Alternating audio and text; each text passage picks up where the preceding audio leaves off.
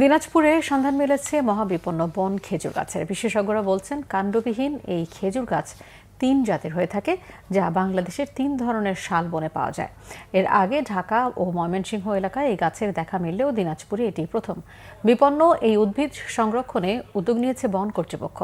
দিনাজপুর থেকে সুব্রত মজুমদার ডলারের তথ্যছবিতে desk report. দিনাজপুরের কালিয়াগঞ্জের শালবনে এইভাবেই থোকায় থোকায় ধরে আছে বন খেজুর। ফলটি কাঁচা অবস্থায় লাল হলেও পাকলে দেখায় জাম রঙের, যা দেখতে প্রতিদিন ভিড় করেন স্থানীয় ও দূরদূরান্ত থেকে আসা নানা বয়সী মানুষ। বন খেজুর এত রেয়ার উদ্ভিদ বাংলাদেশে কোথাও নেই, আমাদের এখানে আছে এই ধরমপুর ফরেস্টে।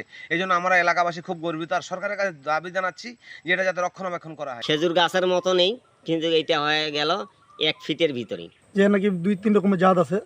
তো যাক, এই ঊর্ধ্বতন কর্মকর্তা যারা এসেছিলেন তারা কিন্তু বলে গেছেন আর কি, যে বিলুপ্ত প্রায় একটা আমাদের উদ্ভিদ, এটা যাতে আমরা সংরক্ষণ করতে পারি। খেজুর গাছগুলো যেন বিলুপ্ত না হয়ে যায়, এই খেজুর গাছগুলো যেন রক্ষণাবেক্ষণ করা হয়। সংরক্ষণের জন্য গাছগুলো পরিদর্শন করেছেন ঊর্ধ্বতন বৈজ্ঞানিক কর্মকর্তা, বিশেষজ্ঞ সহ বন বিভাগ। এটি সংরক্ষণের জন্য আমাদের বিভাগীয় বন কর্মকর্তা মহোদয় গতকালকে এসেছিলেন। উনি আমাদের অধিদপ্তরকে জানিয়েছেন এটি সংরক্ষণের জন্য খুব শীঘ্রই আমরা একটি ব্যবস্থা গ্রহণ করব। বিপন্ন এই খেজুর গাছের বৈজ্ঞানিক নাম ফিনিক্স অ্যাকাউলিস। মিষ্টি ও সুস্বাদু এই খেজুর। Banglavision news desk.